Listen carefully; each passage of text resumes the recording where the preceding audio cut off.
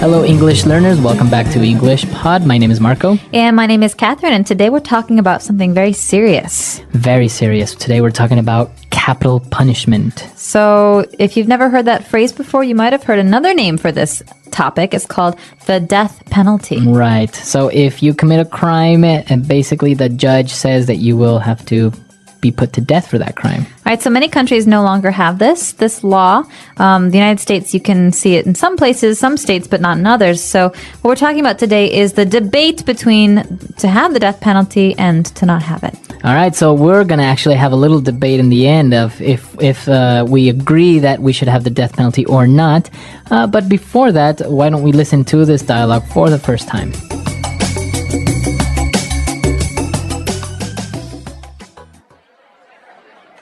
That's all for today's class. We will continue our lecture on crime and punishment tomorrow.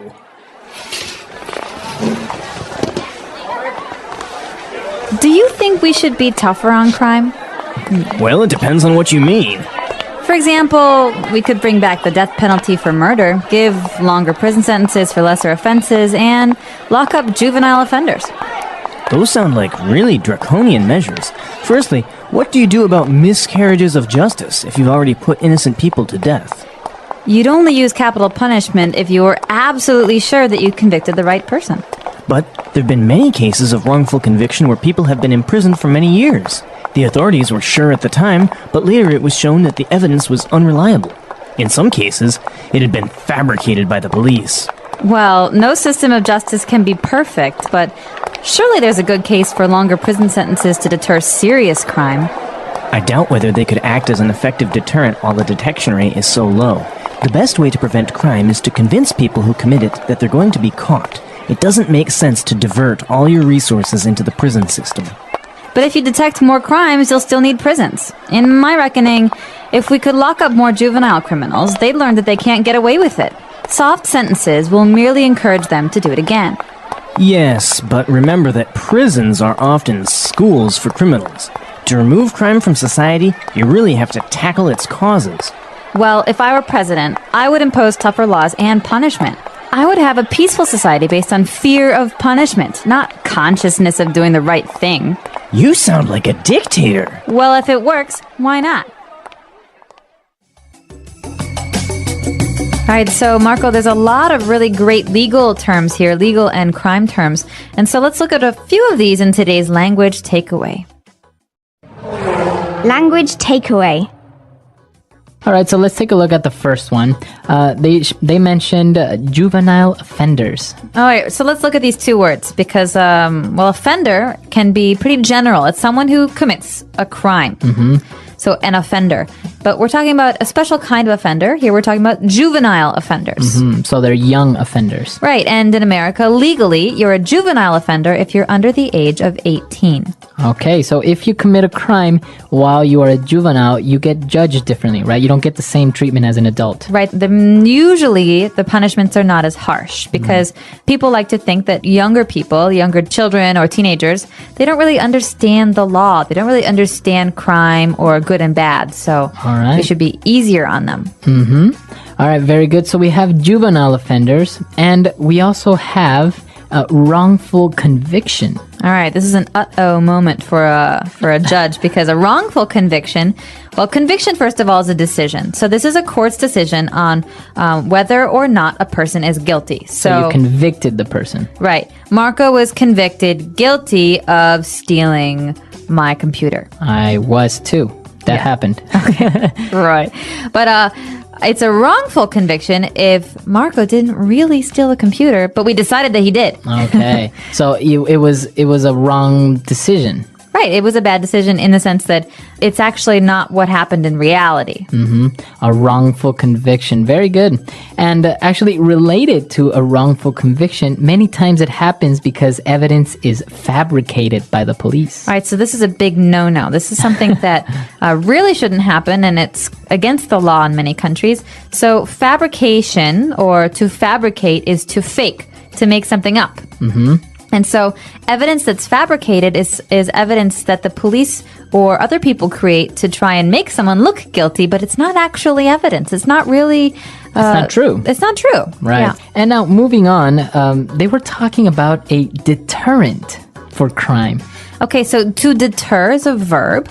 To deter means to try and get someone to not do something. All right. So I'm going to try and deter my staff from taking early lunch breaks. So I'm Okay. going to punish someone as a deterrent. As a deterrent. Okay, so you have the verb deter and you have the noun a deterrent. Right.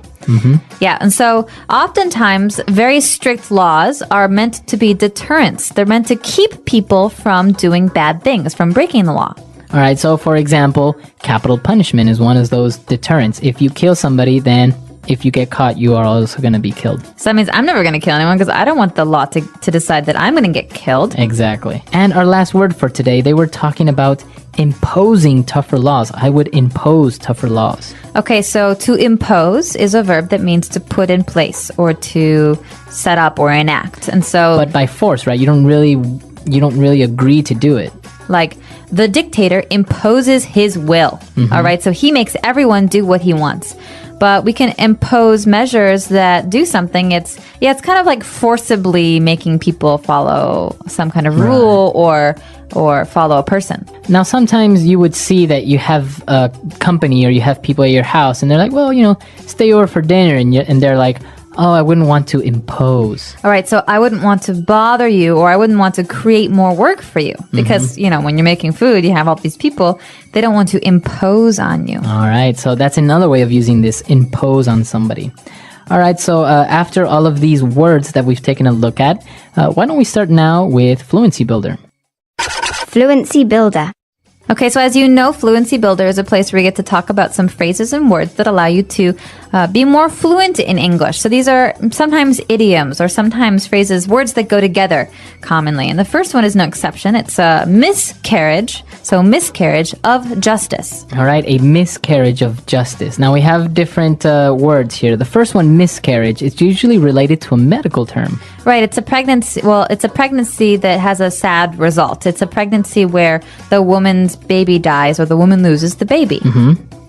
And a miscarriage of justice is a metaphor. It's a way to say that justice was not carried out. It means that, for example, with those wrongful convictions, the law failed. To accomplish its objective. Yeah, to accomplish its objective and to be fair. Okay, so a miscarriage of justice. Interesting. And moving on to our next phrase, they were talking and discussing this whole death penalty situation, and she mentioned, in my reckoning. All right, so this is a great way to share your opinion or your idea with someone. You're saying pretty much, in my opinion, according to me, or, the way I'm thinking is this. So I can also say, I reckon, right? Exactly. I reckon it's going to rain later. I think it's going to rain. So in my reckoning, in my opinion. All right, I reckon. And to finish off Fluency Builder, they said that the person or the criminal couldn't get away with it. All right, so this is another one of those phrases that each word maybe means something different. You can get somewhere, but put together, to get away with something means to do something bad or illegal or that's not okay without getting caught. Or being punished. So So you can say, get away with murder. he got away with murder. He did something that was really, really bad, but no one caught him. And also it means the criminal got away, so they couldn't catch him. Right, or I could always say to my brother, he would always lie to my parents and get away with it. So that he never got caught. He never got punished. Okay, so he got away with his lie or got his way. Right. All right, so I think this is an interesting phrase. Why don't we listen to a couple of more examples? Example 1. Do you think we could get away with using the cheaper product? Example 2. Thieves got away with 2 Picassos, which were never found. Example 3. He almost got away with murder. Unfortunately for him, the police discovered his secret. So we've taken a look at a lot of great phrases. Why don't we listen to our dialogue for the last time, and then we'll come back.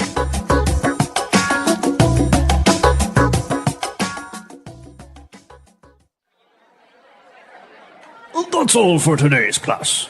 We will continue our lecture on crime and punishment tomorrow.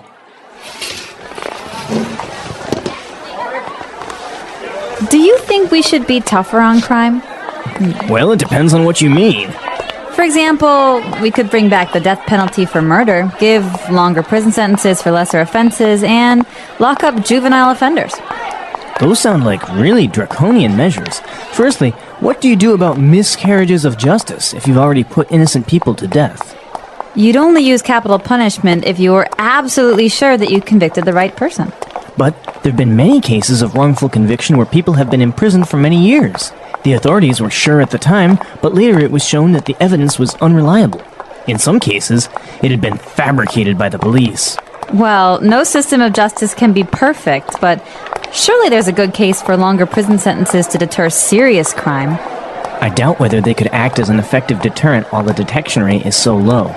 The best way to prevent crime is to convince people who commit it that they're going to be caught. It doesn't make sense to divert all your resources into the prison system. But if you detect more crimes, you'll still need prisons. In my reckoning, if we could lock up more juvenile criminals, they'd learn that they can't get away with it.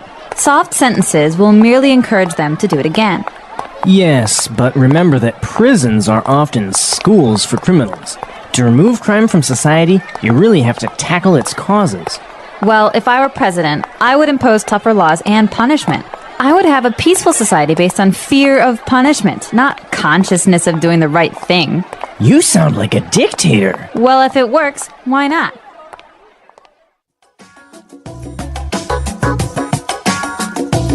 All right, so now the big question, Catherine. Do you agree with the death penalty?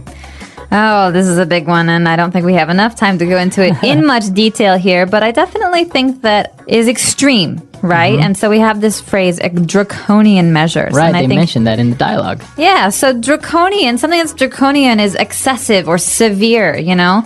And I think that there are a lot of reasons not to have the death penalty, because the death penalty, well, you're pretty much saying, we as a society think that murder is wrong, but we're going to show you that you've done a wrong thing, like a bad thing that's against the law, by killing you. All right, and so I have to disagree with that on a philosophical level.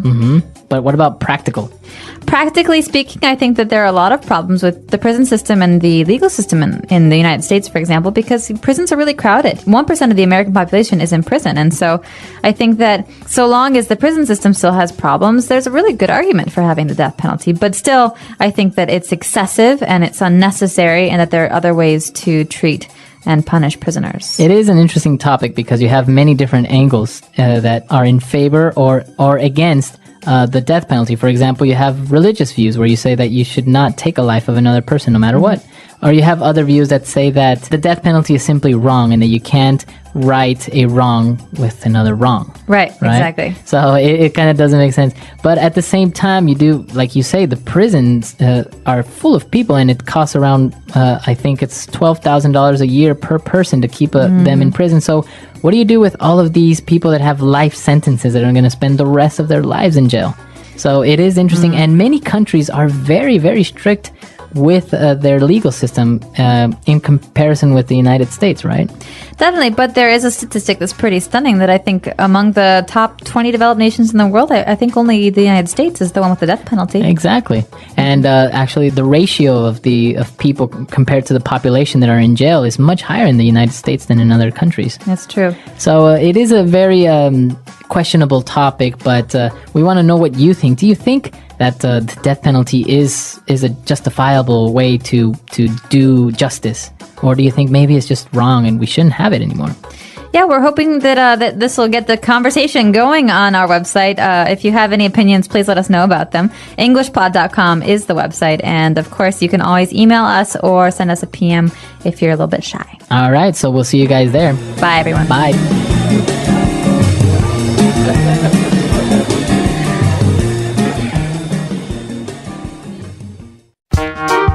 The English Pod Audio Review. Listen to the meaning, then say the vocabulary word. The punishment of death. Death penalty. The act of changing the direction or use of something. Diversion. The amount of time to keep criminals in jail. Prison sentence. Expecting or requiring people to obey rules or laws. Authoritarian. Underage criminals. Juvenile offender. An issue that causes disagreement between people and causes them to separate into different groups. Divisive topic. Very strict and severe. Draconian. A person who continues to commit crimes even after being caught and punished. Recidivist. An unjust legal decision. Miscarriage of justice. To teach a criminal in prison to live a normal and productive life. Rehabilitate. Punishment of death. Capital punishment. To make something up to trick people. Fabricate. Something that prevents people from doing something. Deterrent. To move resources from one thing to another. Divert. Someone who rules with absolute power. Dictator. Let's try that faster. To make something up to trick people. Fabricate. Very strict and severe. Draconian. An unjust legal decision. Miscarriage of justice. Underage criminals.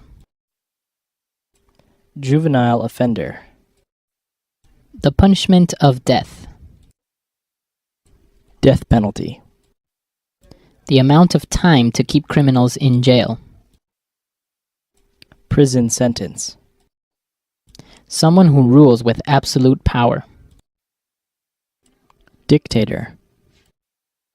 An issue that causes disagreement between people and causes them to separate into different groups. Divisive topic. Expecting or requiring people to obey rules or laws. Authoritarian. Punishment of death. Capital punishment.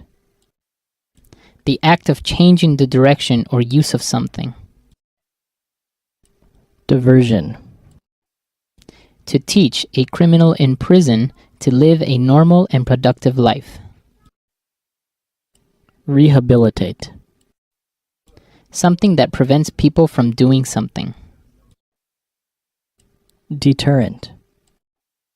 To move resources from one thing to another. Divert. A person who continues to commit crimes even after being caught and punished. Recidivist. Now say the word and hear it in a sentence. Death penalty. Many religious groups object to the death penalty. Death penalty.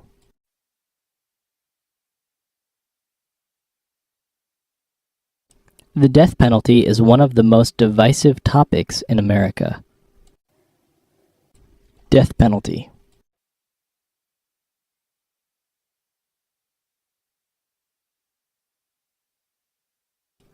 Statistics about the effectiveness of the death penalty in crime deterrence are often conflicting. Draconian.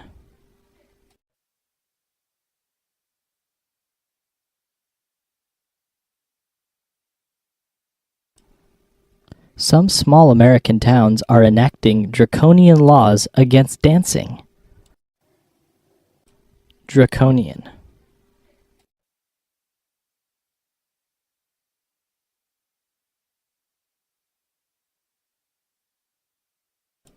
The word draconian comes from an ancient Greek lawyer under whom small offenses had heavy punishments. Draconian.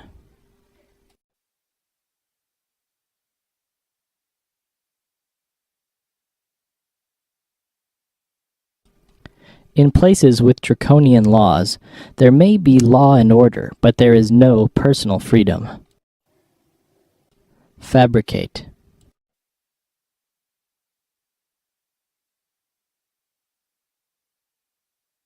The boy fabricated the entire story. There was no wolf at all. Fabricate.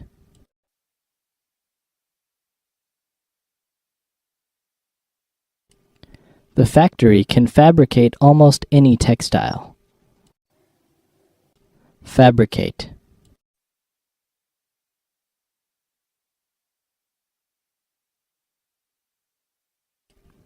New studies have found that even DNA evidence can be easily fabricated.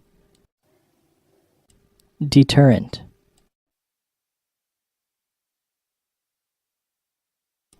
Bike locks are good theft deterrents.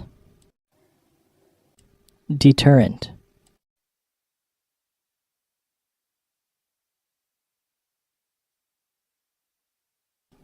Many studies have proven that long jail sentences are not an effective crime deterrent. Deterrent. When traveling in these mountains, we recommend carrying a long stick to deter mountain lion attacks. Divert.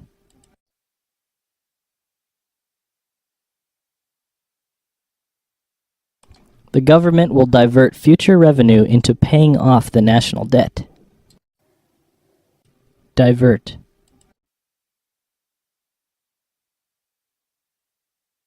Beaver dams can divert an entire river. Divert. One thief diverted the victim's attention while the other thief stole his wallet.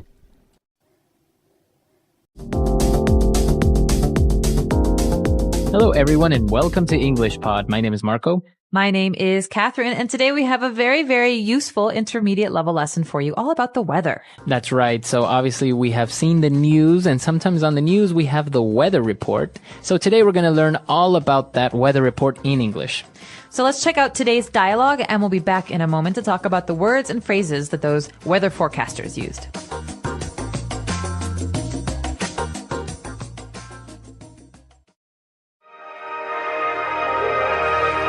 And those are today's top stories. Now let's go to John for the weather. John, what does the forecast look like for our weekend travelers? I'm afraid we're in for a rough weekend, Mary. There's a storm system moving through the East Coast. It will be drizzling all day today, and there's a 60% chance of thunderstorms this evening. It will be warm and humid all weekend. In the Midwest, expect strong winds and a low of around 40 degrees. That's pretty chilly for the summer. Will it rain on Saturday? Unfortunately, yes. It will be clear early Saturday morning, but there is a high chance of showers and thunderstorms later in the day. There is a severe thunderstorm warning for some parts of the southeast. Folks in those areas might see some hail and flooding, especially in areas that have been experiencing record-high rainfalls. That certainly sounds like a dreary Saturday. It gets better on Sunday, though. The storm systems move east and the skies will clear up at night. It will still be rather cool with highs in the low 50s. The west coast will be experiencing some unusually chilly weather, but at least the sun will come out. I advise weekend travelers to be careful, especially while driving. Back to you, Mary. Thanks, John. And there you have it. Looks like it's a weekend to stay at home.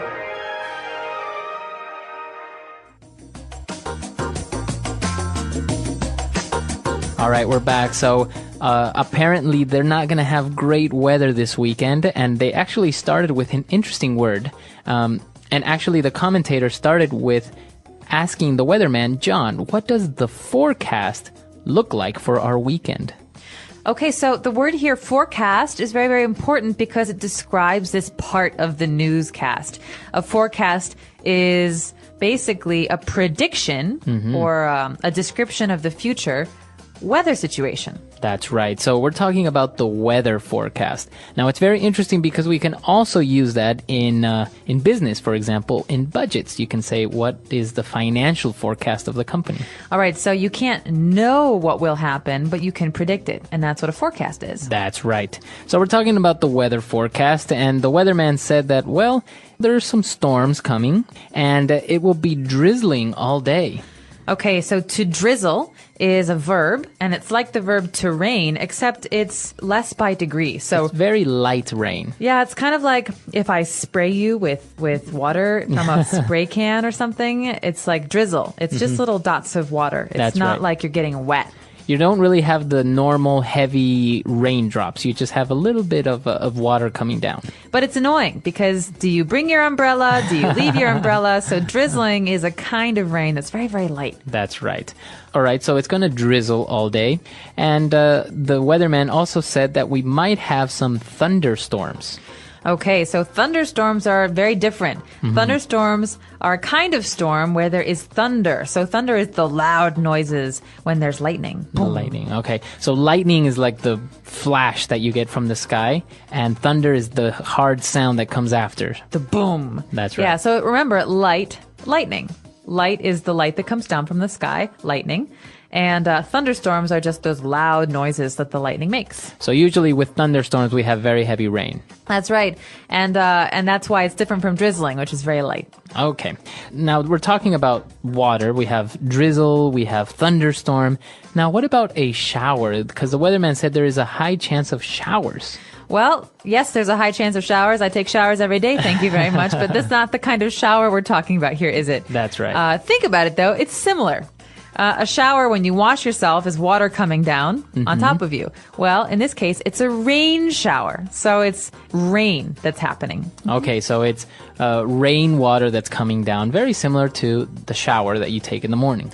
The difference, though, is that a shower is a noun and to rain is a verb. So it will rain tomorrow, or we expect showers tomorrow. Both mean the same thing. All right, very good.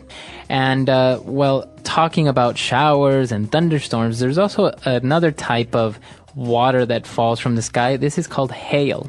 Okay, so hail is difficult to describe because it's like ice, but it's not really. It's just usually hard, almost like marbles, like hard balls of rain that come down. So it's not snow. That's right. It hurts when it hits you. Sometimes it's very big, sometimes it's very small, but it's heavy, hard things that come out of the clouds. Yeah, so just think about it. It's very, very similar to ice. It's the small pieces of ice coming down from the sky.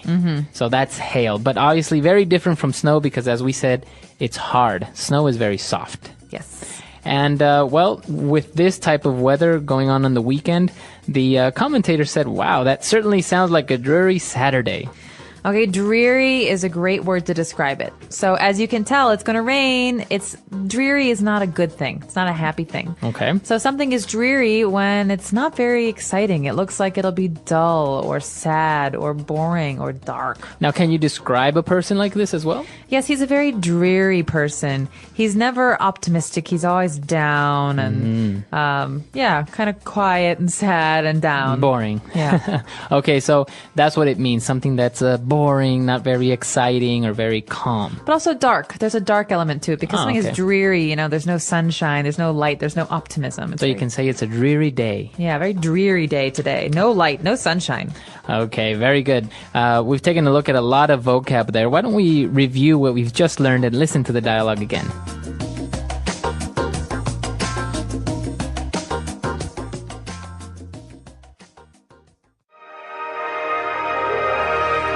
And those are today's top stories.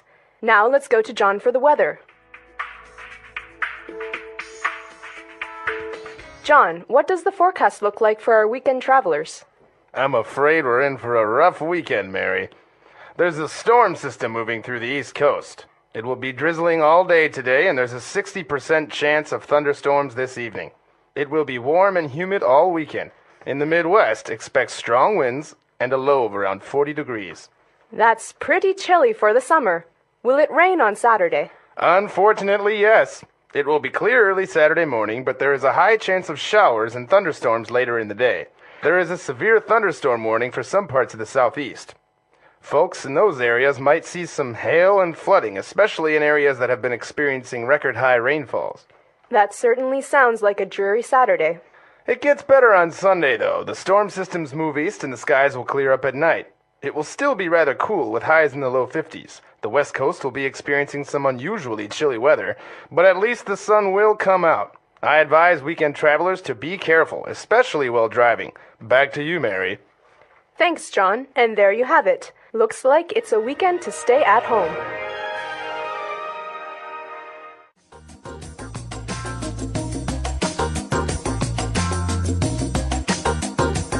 All right, we're back. So now we're going to talk a little bit about some phrases that we've chosen for you on Fluency Builder. Fluency Builder. So when we're talking about forecasts, remember that we're talking about things that aren't certain. We have to explain that there is a possibility of rain or a possibility of sunshine.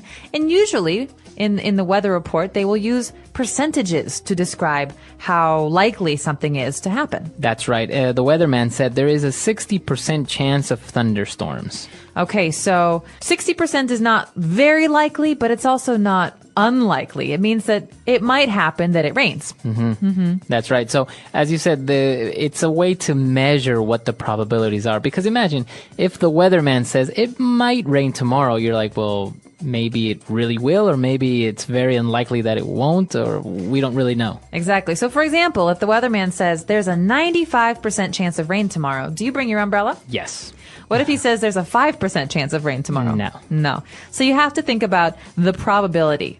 60%, it's maybe half and half, but 95%, it's very likely to happen. That's right. And he also mentioned there's a high chance of thunderstorms, or maybe you can say there's a low chance of hail. Right. So he's basically saying, he or she is basically saying, you know, it's possible that this will happen, or it's not likely this will happen. They're trying to help you out. They can't say this will happen because they don't know. Okay, so the word for probability here, the key word is chance. There is a good chance that it will rain. So chance is probability. Right. So, for example, what's the chance it will rain tomorrow? Well, there's a high chance. Okay, very good. Okay, and now when we talk about the degrees, or the how warm or cold it is, so we express it in Fahrenheit in some countries, or in other countries in centigrade. Here we talk about 40 degrees Fahrenheit. But the weatherman also says highs and lows. There's a low of around 40 degrees. What does he mean, a low? This is a really important part of the forecast, because you need to know, will you have to bring a coat tomorrow? Is it going to be hot or cold? And so you think about a day, usually during the day at noon or 1 o'clock in the afternoon, it's the hottest. But at night, it's the coldest. And so the low refers to the lowest temperature, and the high refers to the highest temperature. So, for example, in the fall, maybe the highs are 60 degrees, but the lows are 40. So you should bring a coat. Okay. Means at night it'll be 40, and during the day it'll be 60. Okay, so we're talking about the highs are the highest temperatures, or the highest number that we'll get, and the lows is the lowest. So the weatherman will commonly say, tomorrow we'll experience a high of 32 degrees and a low of 25. Right. So it's very easy to understand that the temperature during the day will be between these two numbers. Right. Very good. Okay. And for our last phrase, the weatherman also said that there is a severe thunderstorm warning for some parts of the southeast. All right. So, Marco, this is a really key phrase, because it is it's telling people about potential danger. You know, a thunderstorm can be very dangerous, so you want to stay inside. So a severe thunderstorm warning, severe means very, very serious, is something you should pay attention to. That's right. But now, the interesting thing is that we can change the noun, in this case, thunderstorm, and we can talk about, for example, a severe tornado warning. All right, so if there's a severe tornado warning, then I really have to pay attention to the weather and be careful not to go outside. Or even a severe flood warning. You need to know that the streets might become flooded and prepare. So they're saying that there's a very high probability that this might happen, so they're warning you to take precaution. All right, so pay attention to that last one. And we're going to listen to today's dialogue one more time. We'll be back in a moment to talk a little bit more about the weather.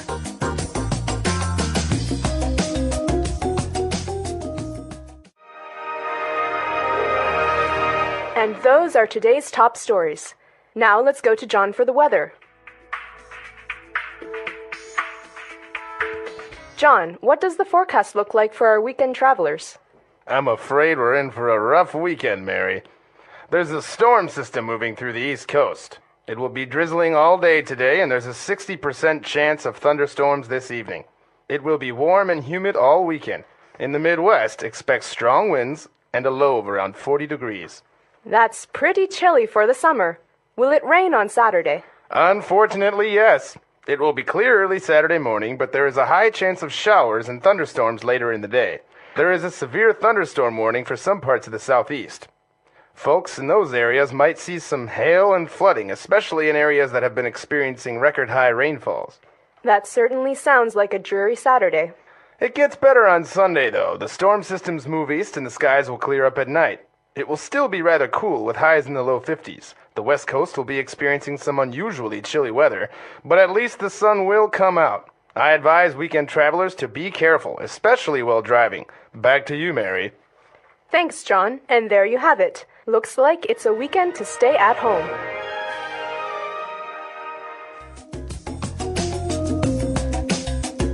Alright, so talking about the weather, it always seems like the weatherman is always wrong.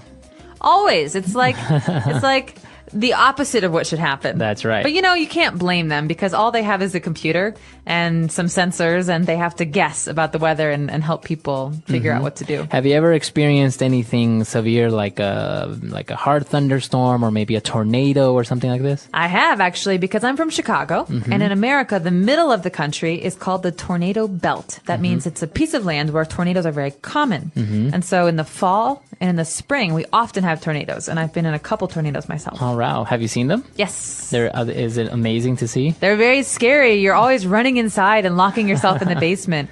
It's very important to protect yourself in a tornado because it's very dangerous around the area of the tornado because the wind is so strong that trucks and cars and telephone poles and big heavy objects can fly through the air and hurt people, and that's right. how most of the damage happens. Okay, so this is interesting because a tornado is also considered a natural disaster. Yes, it is. But it's a weather phenomenon, whereas earthquakes are a natural disaster, but it's not part of the weather.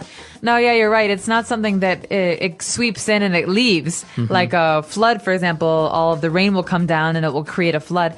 An earthquake is a natural disaster that's not weather related. That's right. Okay, interesting thing. So maybe some of our listeners that live in a very cold area have experienced a heavy snowstorm. Like a blizzard. Like a blizzard. Or maybe people in a tropical area have experienced a hurricane. So let us know if you've ever been in one of these weather-related phenomenons. The English Pod Audio Review. Listen to the meaning, then say the vocabulary word. Scared. Afraid.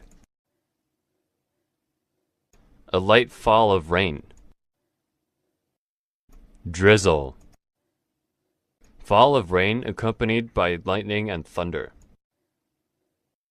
Thunderstorm. Probability. Chance. Rain that is frozen into chunks of ice. Hail. Let's try that faster. Rain that is frozen into chunks of ice. Hail. Probability. Chance. A light fall of rain. Drizzle. Scared. Afraid. Fall of rain accompanied by lightning and thunder. Thunderstorm. Now say the word and hear it in a sentence. Afraid.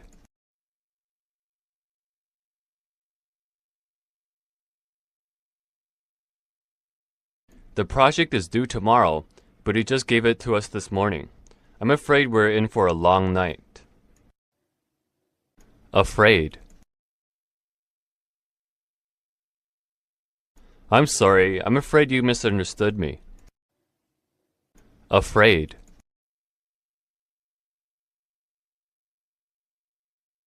I'm afraid that I can't make it tonight. I've made other plans. Drizzle.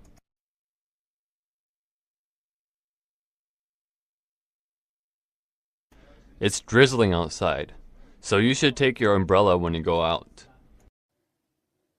Drizzle.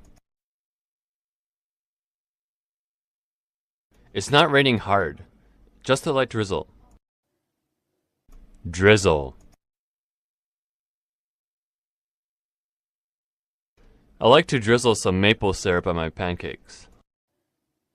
Thunderstorm.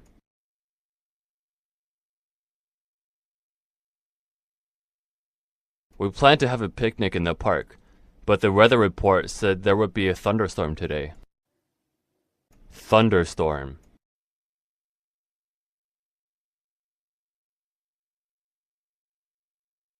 My little sister is terrified of lightning. She always cries during the thunderstorms. Thunderstorm. It's dangerous to go out with an umbrella during the thunderstorm. Hail.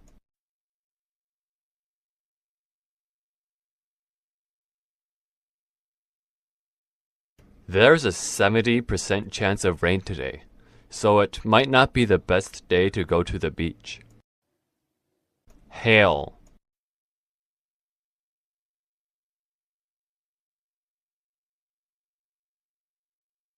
You have a high chance of getting the job. The boss seems to like you. Hail.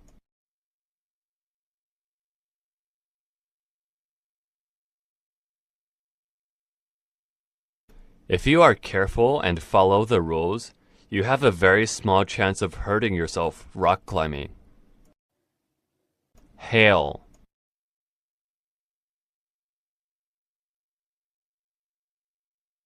There is a chance that it will hail today, so we should stay inside. Hail.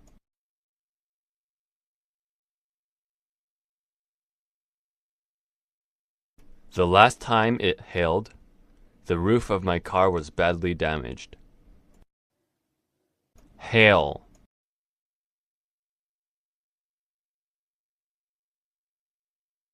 It's hailing really badly outside. The hail is the size of tennis balls.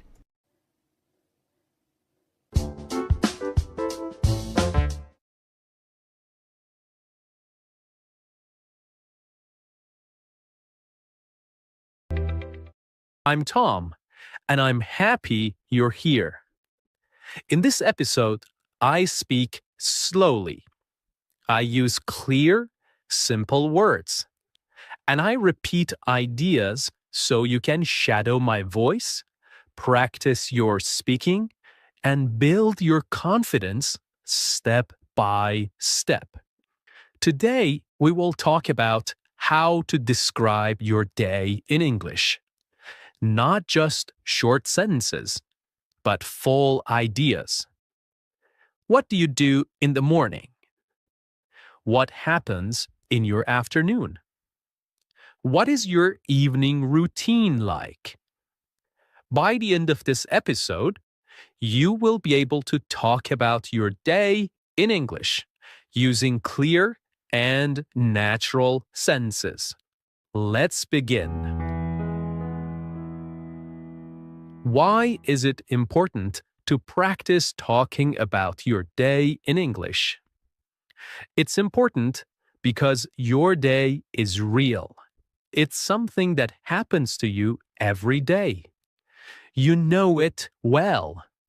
You don't need to search for words or ideas. You don't need to talk about history, science, or politics. You just need to talk about your life. You can say what time you wake up, what you eat for breakfast.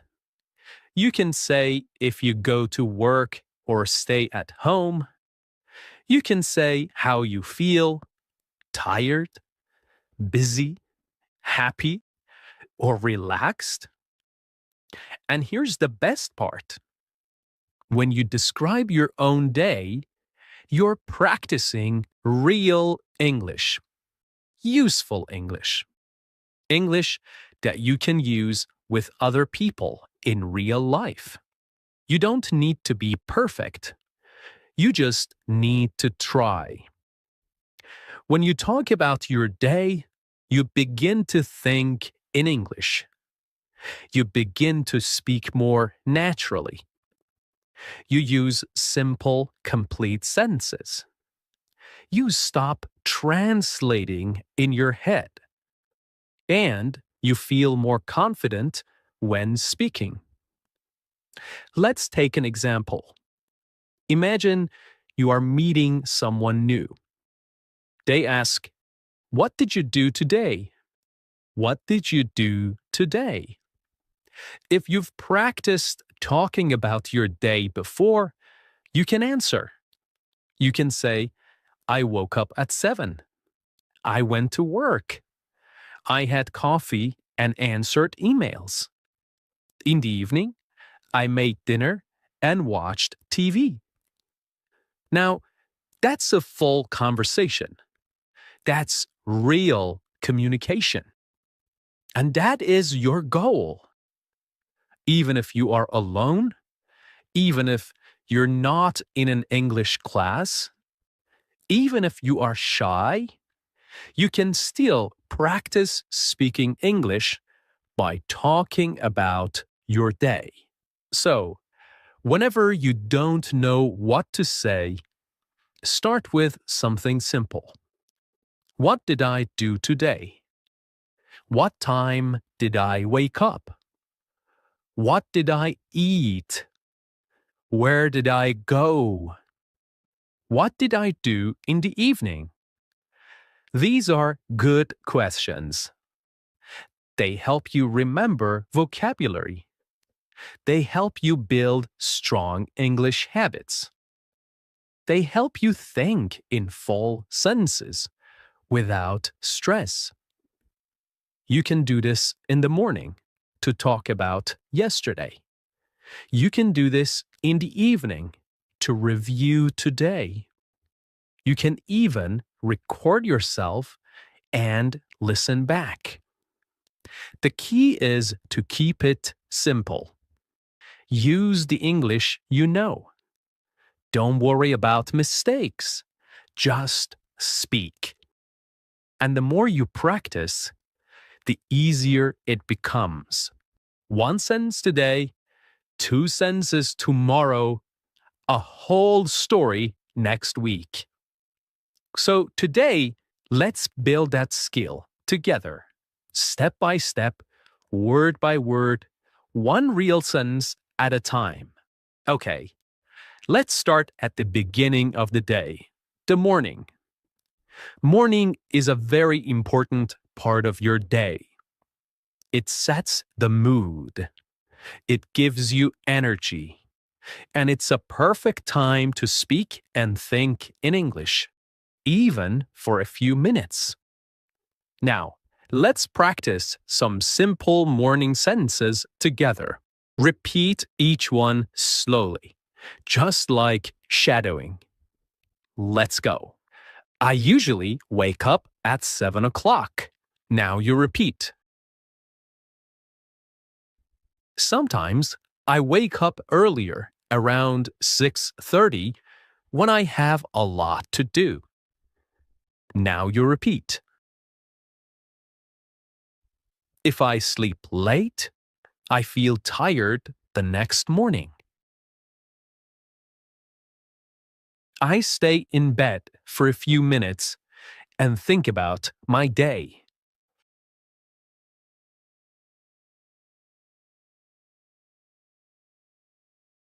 I like to take a deep breath and stretch my arms and legs. Then I sit up slowly and get out of bed. I walk to the bathroom and brush my teeth. I brush slowly and carefully for 2 minutes. Then I wash my face with cold water. It helps me feel awake. Sometimes I take a quick shower, especially if I feel sleepy. When I shower, I like to play soft music or listen to English audio. After my shower, I dry off and put on my clothes. I try to wear something clean and comfortable. Sometimes I wear jeans and a t-shirt. If I have a meeting or class, I wear something more formal. Next, I go to the kitchen and prepare my breakfast. I usually eat something simple, like toast, eggs, and fruit.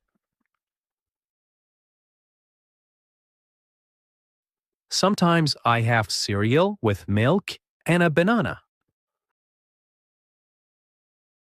If I have more time, I make an omelette or oatmeal. I like to eat slowly so I can enjoy my food.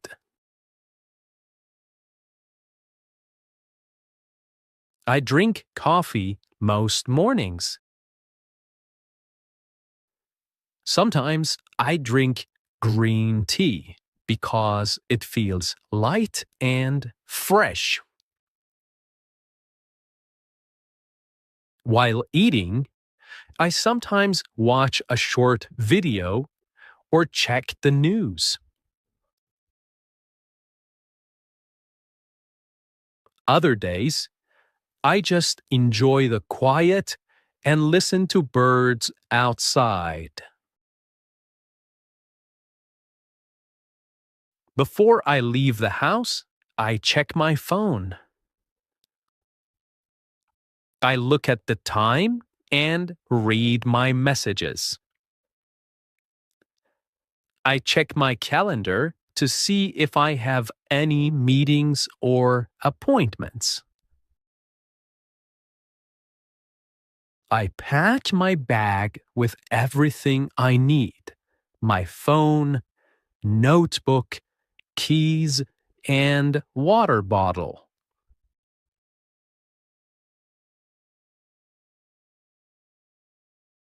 Then I put on my shoes and go out the door.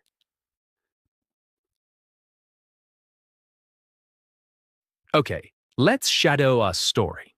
My morning routine. In this part, I will tell you a short story about my morning. You can listen, then shadow each sentence. You can pause after each line to repeat it slowly. Are you ready? Let's begin. In the morning, I usually wake up at around 7 o'clock. Sometimes I wake up earlier if I have a lot of things to do. I lie in bed for a few minutes and think about the day ahead. I stretch my arms, yawn a little, and slowly get up. Then I walk to the bathroom and brush my teeth for 2 full minutes. After that, I wash my face with cold water. It really helps me wake up. If I feel sleepy, I take a warm shower. I often listen to relaxing music while I shower. It helps me feel more calm and focused. After the shower, I put on clean clothes and check my hair in the mirror. Next, I go into the kitchen and start making breakfast. I usually eat 2 pieces of toast with butter and jam, and sometimes I add a boiled egg. I drink a large cup of coffee. That's very important to me in the morning. While eating, I sit by the window and look outside. Sometimes I hear birds singing, and I enjoy the peaceful moment.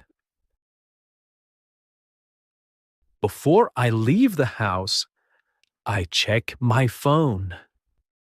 I look at the time, my to-do list, and my schedule for the day. Then I prepare my bag. I make sure I have everything: my phone, my wallet, my notebook, and sometimes a snack. Finally, I put on my jacket and shoes, open the door, and step outside to begin my day. Okay, let's say a few final practice sentences together. Again, you can repeat right after me. Every morning is a little different, but I try to follow a good routine. When I start my day with English, I feel more focused. I'm proud of my progress, and I will keep going. Now let's move to the afternoon, the middle part of the day. Many people are busy in the afternoon. Some people go to work, some go to school, some stay home and take care of the house or family. Whatever you do, the afternoon is a good time to use English. Even if you're busy, you can still listen. You can still repeat. You can still practice, even for just 5 or 10 minutes. Let's learn some common sentences together. Try to repeat after me, slowly and clearly. After lunch, I go back to work. Sometimes I feel a little sleepy after I eat. I check my emails and answer the important ones first. I often read messages from coworkers or classmates. I usually have 1 or 2 meetings in the afternoon. Sometimes I meet with a client or my manager to talk about tasks. If I work from home, I sit at my desk and open my laptop. I type reports or prepare presentations.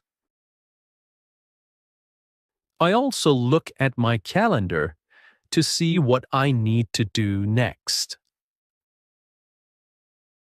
I like to keep my desk clean and organized.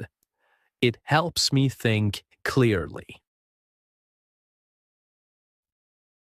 I usually take a short break around 3 o'clock. I make a cup of tea or drink some water.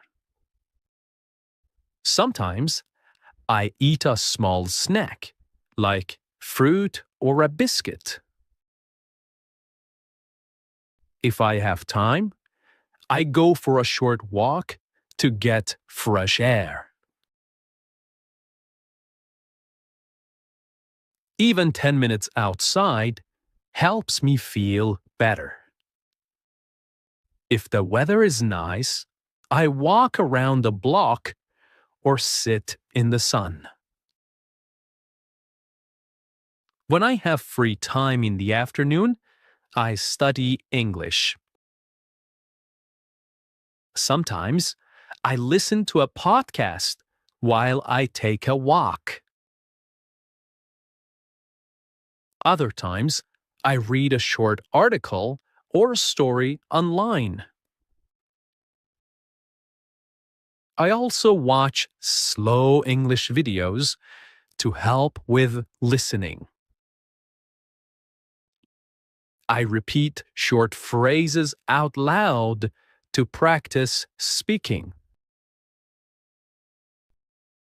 Shadowing helps me speak more fluently and clearly.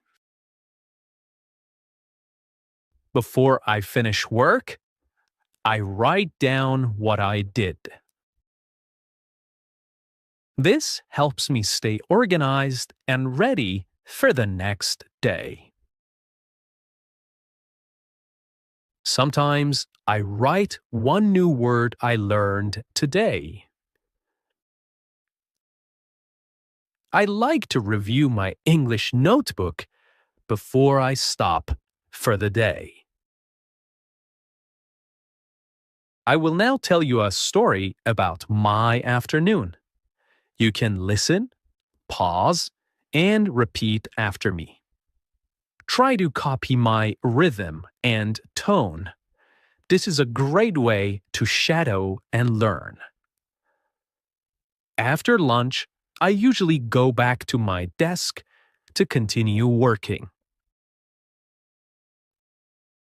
I check my emails and write a to-do list for the afternoon. I often have a video meeting with my team. We talk about what we finished in the morning and what we will do next. The meetings are usually short, about 30 minutes. After the meeting, I take a short break. I walk to the kitchen and make a cup of tea or black coffee. I drink slowly while standing near the window.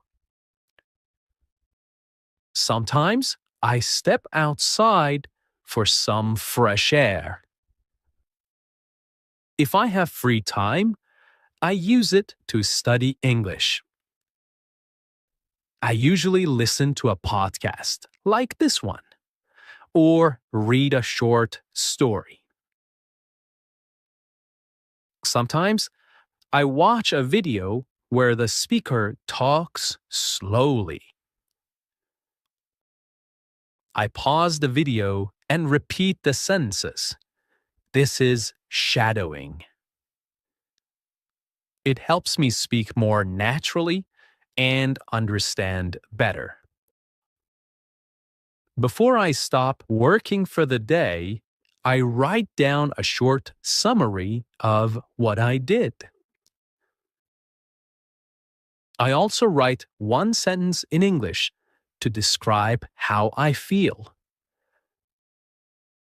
For example, I finished all my work today and I feel proud. I didn't study much today, but I will try again tomorrow. This helps me reflect and stay motivated.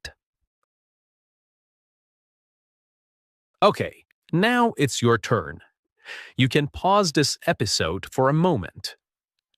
Try to talk about your afternoon, just like I did.